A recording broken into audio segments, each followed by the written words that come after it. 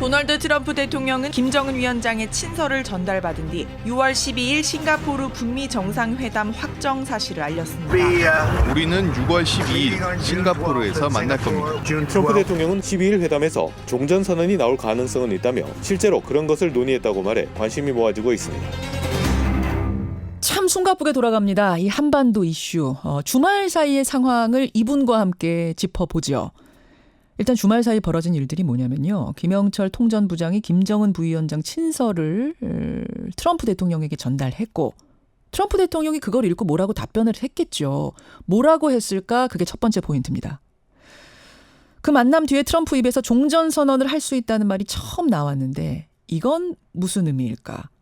또 이번에 만난 김에 종전선언을 해버릴 수도 있을까? 이게 두 번째 포인트입니다. 그리고 세 번째가 중국 반응인데요. 앞에서 말씀드린 대로 김영철 통전부장 지금 북한으로 돌아가는 중에 중국에 들렀는데 숙소로 바로 가지 않았답니다. 중국 정부하고 접촉했을 가능성이 상당히 큽니다. 예, 중국이 어떤 반응을 내놓을지 상당히 궁금한데요. 정세현 전 통일부 장관, 오늘은 정 전 장관을 연결해보죠. 정세현 장관님 안녕하세요. 네, 안녕하세요. 일단 6.12 회담은 확정이라고 이제는 봐도 되는 겁니까? 네, 이제는 못 뒤집을 거예요. 네. 못 뒤집을 거예요. 이제는 아니 근데 우리가 지난번에도 못 뒤집을 줄 알았는데 뒤집었잖아요. 이제는 정말 확실한 거예요?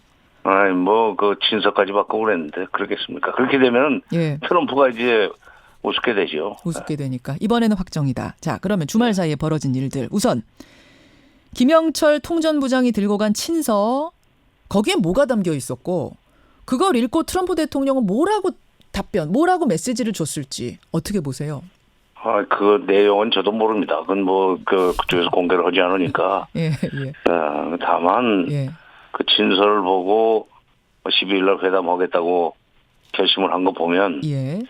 그게 김정은 위원장의 친서 속에, 트럼프 마음에 드는 얘기가 좀 있었을 것 같아요. 내용은 모르지만. 예. 예를 들면,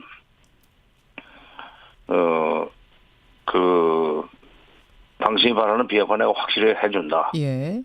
그러나 그것이 한꺼번에는 안 될 거다. 일괄은 아닐 거다. 일괄적으로는 안 된다. 합의는 일괄적으로 할 수 있지만, 이행은 어차피 단계적으로 할 수밖에 없고, 동시적으로 해야 되니까, 그래 알고 그런 원칙 하에서 만나서 얘기하면은 답이 나올 거다 하는 그 내용을 보고, 예. 만나면 얘기가 되겠구나 하는, 희망을 가졌을 겁니다. 그래서 12일 날 일단 만나겠다. 그러면서도 예. 바로 그 단계적 이행이라고 하는 것이 확실히 영향을 주지 않았다는 생각이 드는 것이 예. 회담이 한 번에는 안 될 거다. 그렇죠. 끝나지 않을 거다. 예. 2차, 3차까지 해야 될지도 모른다는 얘기를 한 거 보면은 김정은 위원장의 친서 속에 나온 단계적 이행론이 그 트럼프 머릿속에 요즘 말로 꽂혔다고 그럽니까? 꽂힌 것 같아요. 꽂혔어요. 그러니까 지금 말씀하시는 와중에 정 전 장관이 그러셨잖아요. 만나서 얘기해보면 뭐가 되겠구나라는 생각을 했기 때문에 지금 12일이라고 확정을 하고 긍정적인 얘기를 한 거다. 저도 그렇게 생각하는 이유가 트럼프 대통령이 김영철 만난 후에 이렇게 얘기했죠. 12일에 빅딜, 담판이 있을 거다. 해결이 다 끝났으면 그 친서 오고 가고 해결이 다 됐으면 빅딜, 담판이 있을 거다 이런 얘기는 안 했을 텐데 담판 지으면 될 것 같다. 김정은 만나서 이렇게 얘기한 걸 보면 뭐가 하나 남긴 남았어요. 근데 희망이 있다고 본 거예요. 네. 예, 그렇군요. 그래요. 그렇습니다. 그렇게 일단 보면 됩니다. 근데 이게 자신 있게 담판이 지어질 것 같다라고 얘기한 걸 보면 이쪽 저쪽 중에 될 것 같다. 내가 원하는 쪽으로 될 것 같다에 조금 더 비중이 있는 거네요. 그렇죠. 그리고 지금 그 판문점에서 진행되고 있는 성킴과 최선희 그 실무 협상. 예. 이게 지금 실시간으로 보고가 될 겁니다, 아마. 그렇겠죠. 예. 거기서도 많은 내용들이 접근되고 있다는 그 보고를 받았기 때문에. 예. 그 트럼프 대통령이 친서 하나 가지고 그러지는 않았을 거고, 그러니까 판문점 상황 보고와 친서 내용을 맞춰보니까 이게 얘기가 될 것 같다. 아하. 자신감이 생긴 것 같아요. 거기 중에서도 잘 안 풀렸던 게 뭐냐면, 그러니까 뭐 비핵화 의지 전부터 밝혔으니까. 근데 이제 문제가 됐던 게 북한 바깥으로 무기를 빼서 보는 곳에서 해체하는 거, 우리가 보는 데서 해체해라, 제3국에서 해체해라 이거 요구했던 거잖아요. 이런 것까지 그럼 포함이 됐을까요? 그거 아직 결론 안 났을 겁니다. 왜냐하면 미국이 걱정하는 게 ICBM이에요. 핵폭탄은 사실 뭐 그 가지고 있어봐야 그걸 실현할 수 있는 투발 수단인 ICBM이 없으면 그거는 뭐 별로 그렇게 위험한 것이 아닙니다. 예, 수단이 더 우리한테는 중요하다. 위험하죠. 운반 수단. 그러나 예. 위협적이 아닌데 투발 수단 때문에 지금 협상을 할 수밖에 없이 됐다고 봐요, 저는. 예, 예. 그 전까지는 그 ICBM이 13,000km 나오기 전에는 예. 뭐 그 압박과 제재로 굴복을 지키겠다고 했는데 13,000km짜리 ICBM이 딱 성공을 하니까 발사 성공을 하니까 그렇죠. 태도가 바뀌었거든요. 본토까지 그러니까 올 수 있다는 거 안 다음부터. 바로 그것을 처음부터 뭐 미국이 가져다가 해체하겠다는 게 볼튼 얘기였었는데, 예. 그건 현실적으로 불가능할 겁니다. 왜냐하면 북한이 그걸 줘버리고 나면 그다음부터는 아무런 협상 카드가 없잖아요. 북한은 그렇죠. 그래 그다음부터는 뭐 그야말로 불가침 약속을 하고 나서도 치면은 끝입니다. 예. 불가침 선언이라는 것이 꼭 확실하게 지켜진다는 보장은 없어요. 과거에 히틀러와 스탈린 사이에도 스탈린이죠, 그렇지. 예. 스탈린 사이에 불가침 조약을 체결해놓고 히틀러가 쳐버리지 않았어요, 소련을. 그렇죠. 예. 그러니까 그 불가침 조약이나 선언은 사실 물적 그 보장이 없기 전에는 그 약속은 의미가 없는데 이거 끝까지 들고 있으려고 할 거예요. 그렇죠. 그게 이제 언제 내놓느냐 하는 문제를 가지고 최소한도 무슨 뭐 1년 안에는 그걸 가져가야 되겠다든지. 1년이요? 1년? 판문점에서 밀고 당기지 않나 하는 생각이 듭니다. 그럼 마지막에 지금 트럼프가 빅딜하면 될 것 같다, 단판 지으면 될 것 같다는 얘기는 결국 그 부분이 되는 겁니까? 그렇죠. 그렇기 때문에 두 번, 세 번 만나야 될 거라는 얘기도 하는 것 같아요. 알겠습니다. 자, 요게 이제 하나 있고, 북미 정상회담에 앞서서 종전선언 논의를 진행할 수도 있다. 요게 지금 트럼프 대통령 입에서 종전선언이란 단어가 처음 나왔어요. 그럼 이번에 6.12에 만난 김에 종전선언까지 가겠다는 얘기입니까? 뭡니까? 할 수 있을 거죠. 할 수 있다고 생각할 텐데. 예. 그 종전선언을 지금 트럼프는 불가침 조약된 불가침 협정의 전 단계로 생각을 하고 북한을 그걸로 달래려고 하는 것 같은데. 종전선언은 불가침 협정 그리고 평화협정으로 가기 위한 입구입니다. 입구죠. 예. 그렇죠. 그거 해주면 되는 거 아니냐. 근데 거기에 대한 반대급부를 종전선언을 해주는 데 대한 반대급부를 아마 미국 쪽에서는 세게 요구할 거예요. 어떤 거요? 예를 들면? 물적으로 그러니까 무슨 뭐 핵물질이라도 확대를 가지고 나와야 되겠다든지. 그러니까 일부라도 뭘 좀 가지고 나와라. 그렇죠. 눈으로 보이게 해달라. 그러니까 미국의 북한에 대한 요구는 손에 잡히는 거 물질적으로 하라는 거고. 그렇죠. 그러면서 자기네들은 말로 해주려고 하고 이게 지금 문제입니다. 자기들은 말로 해주려고 하고. 그게 문제다.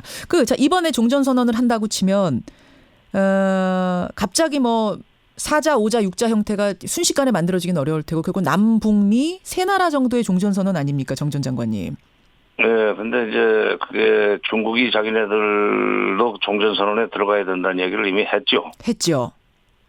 그리고 그것 때문에 아마 김영철이 베이징에서 중국 당국자들하고 좀 얘기를 해봐야 될 겁니다. 그러니까 중국이 자 이번에는 그럼 너희들이 얘기가 다 됐으면 미국하고도 얘기가 다 됐으면은 협상의 진전을 위해서 우리가 빠져줄 수 있다. 그러나 평화협정이라든지 이런 문제와 관련해서 우리 그때까지 우리를 빼려고 해서 안 된다 하는 그 어떤 그 보장을 북한이 요구할 거고 그렇게 되면은 북한이 이제 돌아가서 김정은 위원장한테 보고를 하고 거기서 오케이 승인이 떨어져야 판문점에서 최선희 뭐 부상이 성김대사하고 결론을 낼 겁니다. 근데 장관님, 지난번에 북미 회담을 취소한다고 트럼프가 선포했던 이유 중에 굉장히 큰 이유가 중국에 대한 경고도 있었던 거잖아요. 중국 당신들 손 떼시오. 북한이 지금 일괄 타결 결심해야 되는데 자꾸 뒤에서 중국이 경제 지원 살살 해주고 이러니까 우리 협상에 차질 있어. 빠지시오. 이거였잖아요. 그래서 지금 중국이 사실 좀 빠져 있는 거고 이런 상황인데 다시 중국을 종전선언에 들어오는 걸로 미국이 오케이 할 수 있을까요? 바로 이제 그게 문제예요. 그게 예. 문제고, 그러니까 그건 북한이 결심을 해야 됩니다. 어떻게요? 예. 미국이 일단 하자는 대로 좀 해야 되겠다. 중국을 설득해요. 중국을 설득을 해야죠. 예, 좀 빠져 있으시오. 이렇게 조금만 빠져 있으시오. 잠깐만 좀 옆에 서 있어라. 아하. 그러지 않으면 저 진도가 안 나갈 것 같은데, 그렇죠. 북한으로서 지금 미국 트럼프가 이렇게 결심을 했을 때 예. 시작을 해야 될 거 아니에요. 시작이 반이라는데. 예. 근데 시작을 그거를 하려면은, 중국이 받아들일 수 있을까? 당신들 조금만 빠져 있으십시오. 이번에 싱가포르에서는 남북미만 만나서 종전선언 할 것이요. 그거는 물론 정치적인 행위일 뿐이니까 큰 의미 두지 말고 참으시오. 라고 한들 중국 시진핑이 그걸 받아들일까요? 아니요. 그거는 북한이 확실하게 평화협정부터는 중국이 들어와야 된다. 어차피 정전협정을 대체하는 것이 평화협정이니까. 그렇죠. 예. 정전협정의 서명 당사자인 중국은 들어가야 된다 하는 얘기를 또 미국이 북한을 설득을 해야죠. 그리고 그것까지 중국 빠지라고 못할 거예요. 미국이 아무리. 예. 예. 그럼 김정은 부위원장 역할이 굉장히 중요하네요. 중국을 설득하고 미국도 평화협정부터는 그때부터는 중국도 꼭 끼워줘야 됩니다. 이거 약속 좀 해주십시오. 뭐 이런 식으로. 그렇죠. 그래. 그게 이제 정상회담에서 그걸 결론을 내겠다 하는 보장을 한다면 예.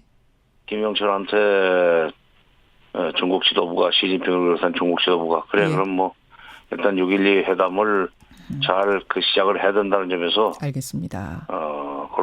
그렇게 한번 해보자. 예. 그러나 잊지 마라. 우리 평화협정 우리 꼭 들어가야 된다. 그때는 꼭 들어가야 된다. 예. 문재인 대통령이 그럼 싱가포르 가겠네요. 가야죠. 뭐 가야죠. 준비하는 거 아니에요 지금? 예? 준비하고 있는 겁니까? 아까 청와대가 정확한 입장은 안 내놨어요 아직. 아니 미리 얘기하면 안 되니까. 김 빠지니까. 김 빠지는 것이 아니라 지금 이게 그런 김영철과 중국 사이의 얘기가 어떻게 되느냐.